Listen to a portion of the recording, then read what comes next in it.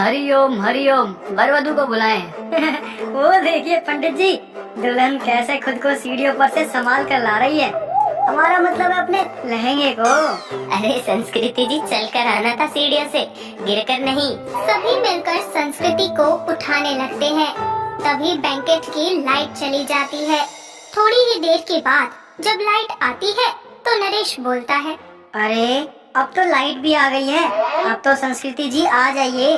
भाभी जी आप ही जाइए दुल्हन को लेने। भाभी जी, संतरी संतरी कहाँ है? और सविता भाभी भी नजर नहीं आ रही। भैया कहाँ हो वो हमारी शादी में? हमारी माँ जबान भाभी कहाँ गुम गई? अरे जब तक वो ना आती ना, हम ना करेंगे शादी बड़े भैया। अरे तुम्हारी शादी गई घुइयों के खेत में, यहाँ हमारी संतरी और भाभी जी नहीं मिल रही और तुम्हें शादी की बढ़ रही है। अरे नरेश चलो जल्दी से सविता और भाभी जी को ढूंढने। अरे रुक जाओ तुम, हम आ रहे हैं। तुम्हारे साथ भाभी को हम भी ढूंढेंगे। टीका भी अपना सेहरा साइड में रखकर उनके साथ निकलने लगता है। तभी संस्कृति के पिता छोटू नाथ उससे बोलते हैं, ये कैसे संस्कार है बेटा? छोटा भाई बड़े भाई का नाम ले रहा है और दूल्हा शादी छोड़कर भाभी को ढूंढने के लिए जा रहा है। अंकल जी बात कुछ ऐसी है कि अभी हमारे संस्कार गए तेल लेने और हम जा रहे हैं भाभी जी और सविता को ढूंढने। इतना बोलकर वो तीनों संतरी और सविता को ढूंढने के लिए निकल जाते हैं। वहीं दूसरी ओर संस्कृति मंडप पर जाकर बैठ जाती है। ना चाहते हुए भी छोटू नाथ को उनके साथ संतरी और सविता को ढूंढने के लिए जाना पड़ता है। नरेश और योगेश उनको आवाज देते हुए कहते हैं, भाभी जी, संतरी कहाँ हैं आप दोनों? सविता, भाभी जी ये कोई मजाक का समय नहीं है, देखो बाहर आ जाओ। तभी उनके कानों में कहीं से संतरी और सविता की आवाज आती है, जिसे सुनकर नरेश बोलता है, हाँ संतरी, हम तुम्हारी आवाज सुन पा रहे हैं, पर तुम हो कहाँ? हाँ नरेश जी, हम यहाँ हैं, कोनो हमें बंद कर दिया है। भाभी जी हमको बस आप ही की आवाज आ रही है, समझ नहीं आ रहा कि आपकी आवाज आ कहाँ से रही है, तो आप हमें बताएंगे कि आप कहाँ बंद हैं? अरे युग, हम बैंकेट के अंडरग्राउंड वाले वॉशरूम में। सविता की बात सुनते ही सभी अंडरग्राउंड जाते हैं और बाहर से दरवाजा खोलते ही उनको बाहर निकालकर योगेश बोलता है, अरे आप दोनों यहाँ कैसे बंद हो गयी? और चलो यहाँ बंद भी हो गयी तो एक फोन कर लेती, हम आ जाते। अरे हम फोन तो कर देते, पर वो कहा है ना कि हमारे फोन में रिचार्ज नहीं था तो फोन बंद हो गया। भाभी रिचार्ज नहीं चार्ज होता है। सही बोले, हम यही बोल रहे हैं। अरे अब यहाँ से चलो, नहीं तो वो छोटू नाथ अपनी बेटी को लेकर चला जाएगा। वैसे भी अब देखो, आप दोनों की वजह से बेचारे हमारे टीके की शादी रुक गई। अगर आज इसकी शादी नहीं हुई तो जैसे इसकी शक्ल है, इसकी शादी कहीं और होगी भी नहीं। नरेश, ये कैसी बात कर रहे हो? ये सब हमने जानबूझकर थोड़ी ना किया है। हमें तो खुद नहीं पता था कि हमें यहाँ किसने बंद किया। और ये आप क्या बोल रहे हैं, हमारी वजह से शादी रुक गई? इस बात पर तो हमने गौर ही नहीं किया। आखिर आप दोनों को यहाँ किसने बंद किया?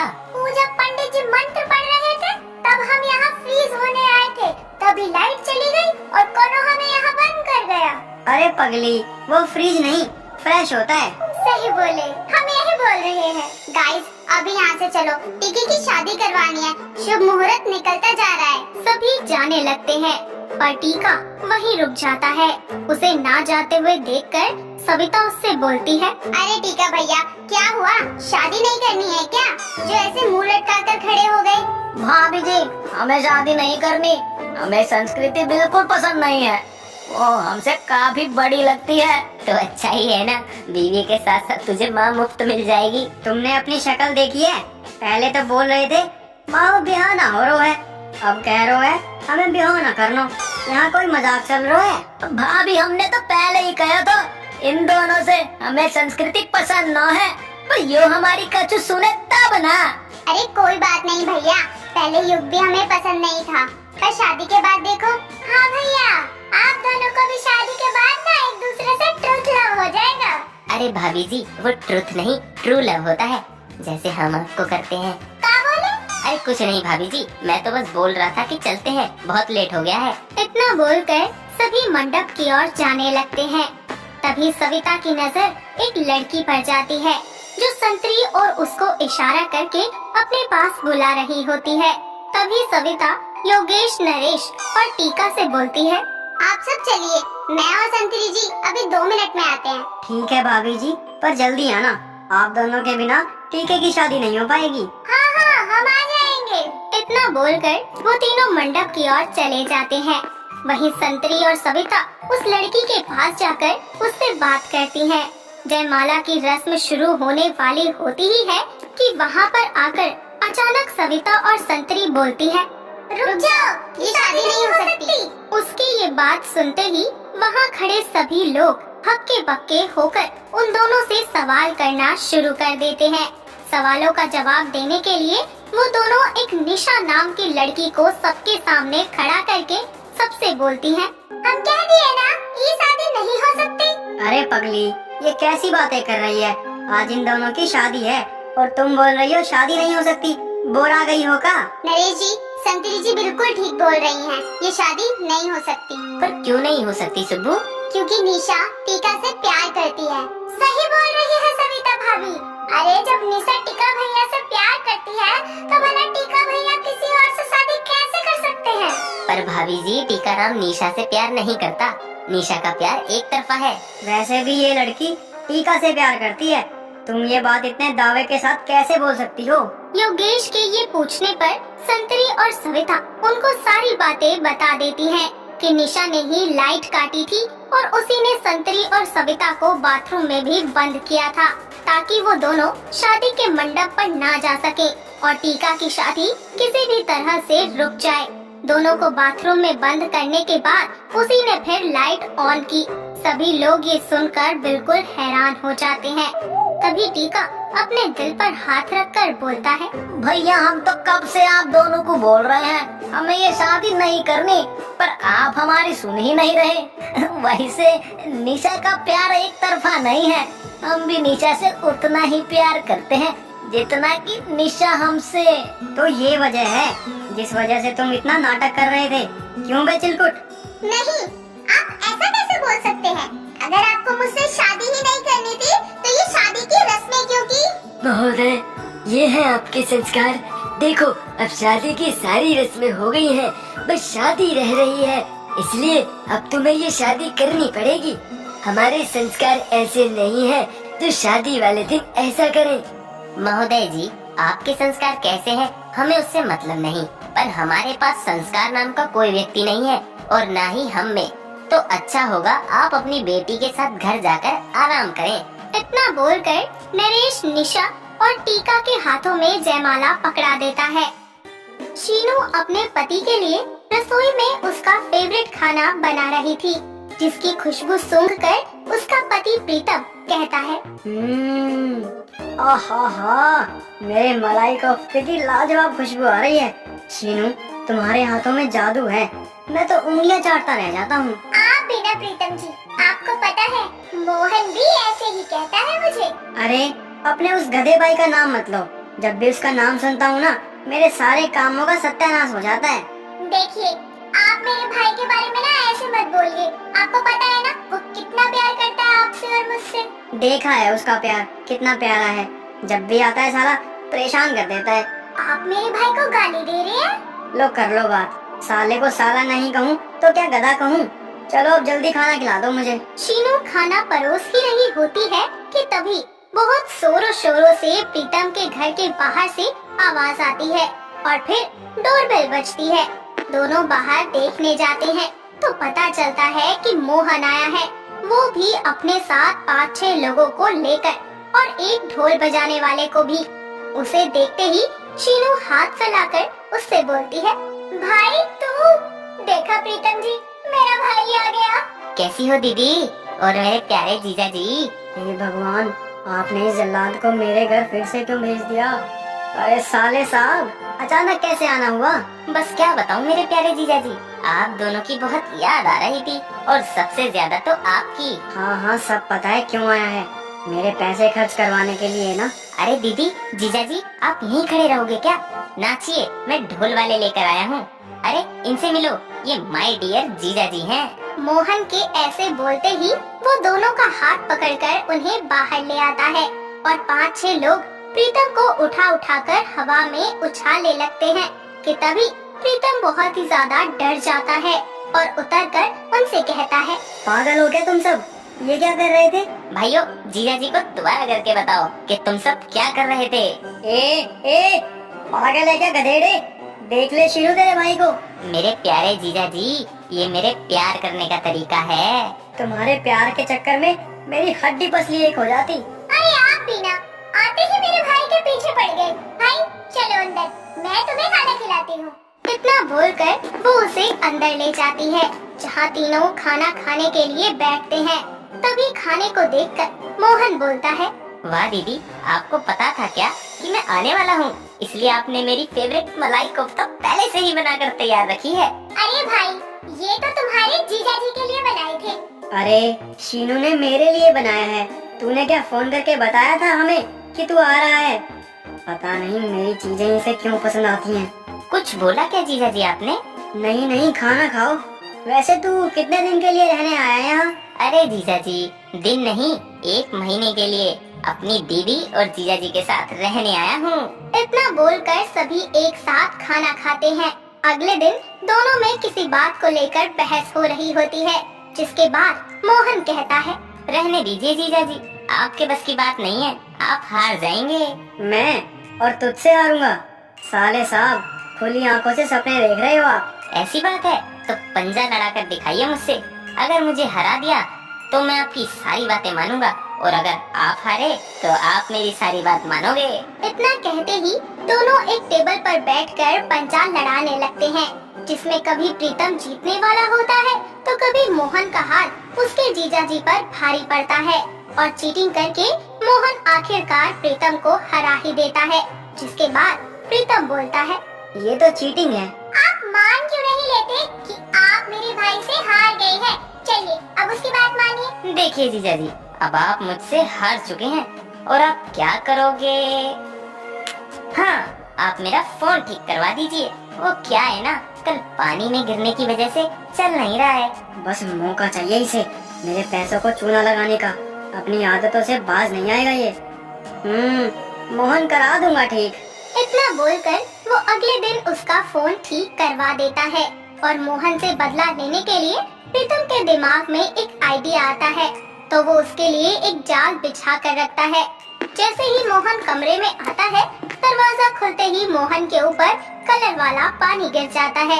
ये देखकर प्रीतम उस पर जोर से हंसता हुआ कहता है, अरे रंगीला, तू तो पूरा ही गीला हो गया रे। ओह, तो ये आपका कारनामा है। मुझे पहले ही समझ जाना चाहिए था। अब मैं चलता हूँ, मुझे और भी बहुत काम है। जैसे ही प्रीतम आगे बढ़ता है, उसी पानी में वो भी फिसल जाता है। जिसके बाद मोहन उस पर हंसते हुए कहता है, जीजा जी, आप तो गिर गए। मैंने कहीं सुना है जो दूसरों के लिए गड्ढा खोदता है वो एक दिन खुद ही उसमें गिर जाता है। तुझे तो मैं देख लूंगा। अभी उठा मुझे। मेरी कमर टूट गई। प्रीतम के ऐसा कहने पर मोहन उसे कमरे तक कंधे के सहारे ले जाता है और डॉक्टर को बुलवाकर दवाई दिलवाता है। कुछ दिन बीत जाते हैं और अचानक मोहन का एक डीलर उससे पैसे लेने के लिए उसके पास आता है, और पैसे ना होने की वजह से वो प्रीतम को कहता है, जीजा जी, मैं एक मुसीबत में हूँ, प्लीज आप मेरी हेल्प कर दीजिए। इन्हें पेमेंट करनी है सामान की, और मेरा सारा पैसा तो भोपाल में है, तो 1 लाख रुपए की पेमेंट आप ही कर दो ना। बस इतनी सी बात? तू रुक, मैं अभी इंतजाम करता हूँ। बस एक कॉल करके ही मेरा दोस्त ले आएगा। थैंक यू जीजा जी। अरे भाई, अब और कितनी देर लगेगी पेमेंट लाने में? बस 2 मिनट लगेगी, आता ही होगा जीजा जी का दोस्त। अरे भाई, कितनी देर लगेगी? बस 2 मिनट यार, वो आने ही वाले हैं। ऐसे ही 2-2 मिनट करते हुए मोहन को पूरे 3 घंटे हो जाते हैं, और उसका डीलर उस पर गुस्सा करते हुए कहता है, अरे भाई, ये क्या बदतमीजी है? तुम्हारे 2-2 मिनट करते 3 घंटे हो गए। जीजा जी, आपका वो दोस्त कब आएगा? उसको बोलो थोड़ा जल्दी आ जाए। बस 2 मिनट में आता ही होगा। अभी 2 मिनट पहले ही फोन करके बताया है। तभी वहाँ पर प्रीतम का दोस्त विकी आता है और जेब में से एक लिफाफा निकालकर मोहन के हाथों में दे देता है, जिसे छूकर मोहन कहता है, जीजा जी, ये क्या है? 1 लाख की गड्डी तो लग नहीं रही इसमें, बड़ा पतला लिफाफा है। ये पैसे नहीं है, ये तो ट्रेन की टिकट है। क्या? अब मैं पैसे लेने भोपाल जाऊं? जी, जाना तो पड़ेगा। ठीक है, तो चला जाऊंगा। वाह जीजा जी वाह, 1 लाख तो दिए नहीं, ऊपर से टिकट करवा दी। तूने क्या समझा था कि इस बार तू मुझे लपेटे में ले लेगा? नहीं बेटा, जैसे हर शेर पे सवा शेर होता है ना, वैसे ही मैं तुझ पर हूँ। वाह जीजा जी, आपने क्या सेटिंग बिठाई है। हाँ वो तो है। तो चलो निकलो, ट्रेन के जाने का वक्त हो रहा है। टाटा साले साहब। हाँ हाँ जीजा जी, जा रहा हूँ मैं। सही खेल गए इस बार आप, लेकिन अगली बार के लिए तैयार जरूर रहिएगा, मैं वापस जरूर आऊँगा। इस तरह मोहन और प्रीतम के बीच की तकरार बनी रहती है। मोहन हमेशा उसके पैसों का चूना लगाता है, लेकिन इस बार प्रीतम मोहन को टोपी पहना देता है और मजबूरन मोहन को वहाँ से जाना पड़ता है। साथ ही इस तरह प्रीतम अपने साले के जाने के बाद खुशी से अपने घर में रहता है और कहता है, लो जी, चला गया मेरी बीवी का भाई, अब मजे करूँगा। विवान एक सिंपल, सीधा साधा और पढ़ाकू लड़का था, तो वहीं अंजलि एक शरारती और बहुत ज्यादा फनी लड़की थी। जहाँ एक तरफ लड़कियों को सूट पहनना बहुत पसंद था, वहीं अंजलि जीन्स और अजीबोगरीब तरीके के टॉप्स पहना करती थी। ऐसे ही एक दिन अंजलि फुटबॉल खेल रही होती है कि तभी उसकी फुटबॉल जाकर विवान को लग जाती है और उसका चश्मा गिरकर टूट जाता है। जिसके बाद अंजलि उससे बोलती है, ओ आंखें चंधिया गई है क्या?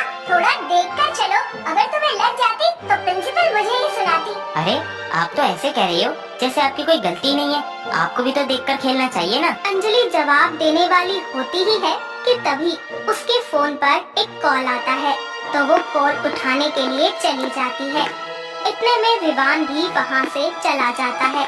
अगले दिन विवान बुक्स लेकर जा रहा होता है और अंजलि जल्दबाजी में उससे फिर से टकरा जाती है। तो विवान बोलता है, अच्छा तो आप मुझे सच में मारना चाहती हो, उस दिन फुटबॉल से और आज इस टक्कर से। ओह शट अप, तुम इतने भी स्पेशल नहीं हो जो तुम्हें मारना चाहूं। By the way, I have boyfriend. इतना बोलकर अंजलि चली जाती है और विवान उसको देखता ही रहता है, क्योंकि कहीं न कहीं पहली मुलाकात में ही अंजलि विवान को भा गई थी। लेकिन विवान खुद को जानता था कि एक चश्मिश और बहुत ज्यादा पढ़ाकू लड़के होने की वजह से अंजलि उसे कभी भी पसंद नहीं करेगी। इतने में ही कॉलेज में अंजलि का बॉयफ्रेंड रॉकी आता है और अंजलि के पास आकर उससे बोलता है, अंजलि माय लव, आज रॉनी अपने घर पर आफ्टर कॉलेज पार्टी दे रहा है, चलो ना साथ चलते हैं। अरे रॉकी, मेरे घर वाले जाने नहीं देंगे, एक काम करो तुम चले जाओ। यार तुमको जीएफ बनाने का फायदा ही क्या है? ना पास आने देती हो, ना ही कहीं बाहर चलती हो। ऐसा लगता है कि जैसे मेरी जीएफ नहीं बहन हो। रॉकी, माइंड योर लैंग्वेज, ये कैसे बात कर रहे हो तुम? सही बोल रहा हूँ, आज से हमारा रिश्ता खत्म। इतना बोलकर रॉकी चला जाता है और अंजलि रोने लगती है। तभी उसकी फ्रेंड बुलबुल वहाँ आकर उससे बोलती है, क्या हुआ अंजलि, तू रो क्यों रही है? सब ठीक तो है ना? यार रॉकी मुझसे ब्रेकअप करके चला गया, क्या करूँ?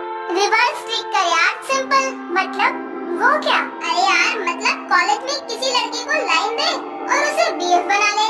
बुलबुल, आर यू क्रेजी? कैसी बातें कर रही है यार? मैं रॉकी से प्यार करती हूँ, मैं किसी और को अपना बॉयफ्रेंड क्यों बनाऊंगी? अरे बाबा, असली में थोड़ी बनाना है, बस नाटक करना है ताकि रॉकी जेलस हो और तेरे पास वापस आ जाए। अंजलि को बुलबुल की ये एडवाइस बहुत अच्छी लगती है और वो कॉलेज में चारों ओर देखने लगती है।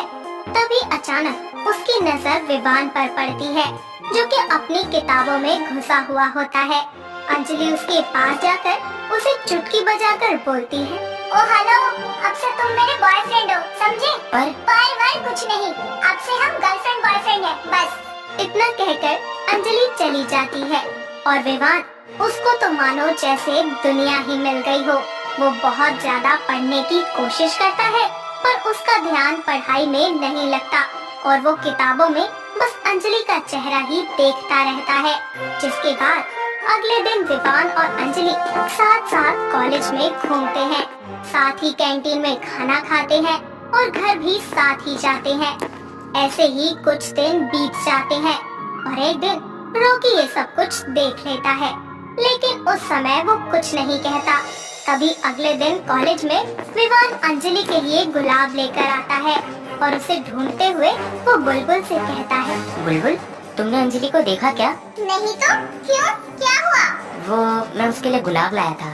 ये सुनकर बुलबुल हंस पड़ती है और हंसते हुए कहती है, ओ भोले भंडारी, लगता है तुम अंजलि के ड्रामे को सीरियस ले गए।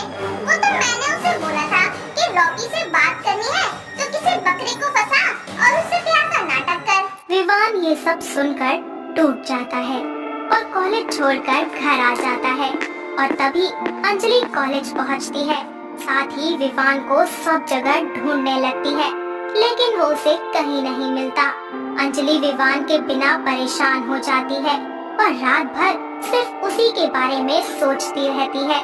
अगले दिन विवान कॉलेज आता है तो अंजलि उससे बात करने की कोशिश करती है, पर विवान बिना कुछ सुने ही वहाँ से चला जाता है। तभी बुलबुल अंजलि के पास आकर उससे कहती है, क्या हुआ अंजलि, तुम ऐसे बेचैन क्यों हो? रॉकी ने तुमसे बात नहीं की क्या? अरे बुलबुल, विवान मुझसे बात नहीं कर रहा। हाँ तो ना करे, तू परेशान क्यों हो रही है? क्योंकि विवान की जुदाई में मुझे ये बात समझ में आई है कि मैं उससे बहुत प्यार करती हूँ। भले ही आज हम अलग हैं, लेकिन हमारे दिल तो कब से मिल गए यार। इतना कहकर अंजलि चली जाती है और अगले दिन विवान की एक बुक अंजलि को मिलती है। अंजलि उस बुक को खोलती है तो देखती है कि उसमें एक लड़की की तस्वीर बनी हुई है, वो भी सूट पहने हुए, जिस पर लिखा हुआ है अंजलि। साथ ही साथ वहाँ पर एक सूखा गुलाब भी रखा होता है। अंजलि ये सब देखकर समझ जाती है कि विवान भी उसे बहुत चाहता है, तो वो खुद से बोलती है, विवान भी मुझे चाहता है, बस मुझे और कुछ नहीं चाहिए। कल भी मैं ऐसे ही सूट सलवार पहन कर आऊंगी, फिर उसे समझ आ जाएगा कि मैं भी उसे बहुत पसंद करती हूँ। तभी वहाँ रॉकी आता है और अंजलि से कहता है, अंजलि, मुझे तुमसे कुछ बात करनी है। अगले लेक्चर के बाद मुझे कैंटीन में मिलना। ठीक है रॉकी। अंजलि रॉकी से मिलने कैंटीन में नहीं जाती और अपने घर के लिए निकल जाती है, जिसके बाद वो अगले दिन बहुत ही अच्छे तरीके से एक सादा सा सिंपल सूट पहनकर तैयार होकर कॉलेज आती है और सभी लड़के उसे देखते ही रह जाते हैं। लेकिन कॉलेज में विवान कहीं नहीं होता। अंजलि विवान को ढूंढने के लिए कैंटीन में जाती है, लेकिन वो उसे वहाँ पर नहीं मिलता। तभी अंजलि वापस जाने लगती है तो अचानक रॉकी उसका हाथ पकड़कर उसे रोकते हुए बोलता है, मैं जानता हूँ अंजलि, तुम मुझे चाहती हो और ये सब तुमने इसलिए किया है ताकि तुम मुझे जेलस कर सको। लो, मैं जेलस हो गया, अब मेरे पास वापस आ जाओ। देखो आज तुम कितनी सुंदर लग रही हो। रॉकी मेरा हाथ छोड़ो, मुझे दर्द हो रहा है। नहीं छोड़ा तो क्या करोगी? तभी वहाँ पर विवान आ जाता है और रॉकी को थप्पड़ मार कर बोलता है, हाउ डेयर यू रॉकी, तुमको कोई हक नहीं है किसी लड़की के साथ ऐसा करने का। आज के बाद कभी इसे परेशान मत करना। तुम होते कौन हो मुझे ये बताने वाले कि अपनी गर्लफ्रेंड के साथ मैं क्या करूं और क्या नहीं? विवान ये सुनकर जाने लगता है कि तभी अंजलि उसका हाथ पकड़ लेती है और उससे बोलती है, मत जाओ विवान, मैं मानती हूँ कि मैंने ये सब एक मजाक से शुरू किया था, लेकिन सच में मैं तुम्हारे बिना नहीं रह सकती हूँ। मेरा दिल सिर्फ तुम में है। ये सारी की सारी बातें रॉकी सुन लेता है और बोलता है, विवान, इसकी बातों पर यकीन मत करना, क्योंकि कल ये मेरे साथ थी और आज तुम्हारे साथ और कल फिर किसी और तीसरे के साथ होगी। कैसे बॉयफ्रेंड हो तुम? अपनी ही गर्लफ्रेंड के कैरेक्टर के बारे में क्या क्या बोल रहे हो? चले जाओ यहाँ से। विवान की बात सुनकर रॉकी वहाँ से चला जाता है और तभी विवान अंजलि से कहता है, अंजलि, तुम आज नहीं तो कल मुझे भी छोड़ दोगी और मुझे तकलीफ होगी, इसलिए हम बस दोस्त बन सकते हैं और कुछ नहीं। अंजलि विवान की ये बात मान लेती है और उसके बाद अंजलि और विवान बहुत अच्छे दोस्त बन जाते हैं। साथ ही अंजलि हर वो कोशिश करती है ताकि वो विवान की नाराजगी को मिटा सके। और एक दिन अंजलि विवान से कहती है, विवान, अब तो हमारी दोस्ती को भी कई महीने हो गए। अब तो तुम्हें यकीन हो गया ना कि मैं तुमसे प्यार करती हूँ? हाँ है तो क्या अब तुम मुझे अपनी गर्लफ्रेंड बना लो? नहीं, मैं तुमको अपनी गर्लफ्रेंड नहीं बनाऊंगा। विवान के इतना कहते ही अंजलि उदास होकर वहाँ से जाने लगती है। तभी विवान उसे रोकते हुए कहता है, मुझे डर है कि तुम भाग ना जाओ, इसीलिए तुम डायरेक्ट मेरी बीवी बनोगी। इतना सुनते ही अंजलि विवान को गले लगा लेती है और दोनों के दिल के साथ साथ कुंडली भी मिल जाती है, जिसके कुछ ही समय के बाद दोनों अपने परिवार वालों की सहमति से एक दूसरे से शादी करके जिंदगी की नई शुरुआत करते हैं।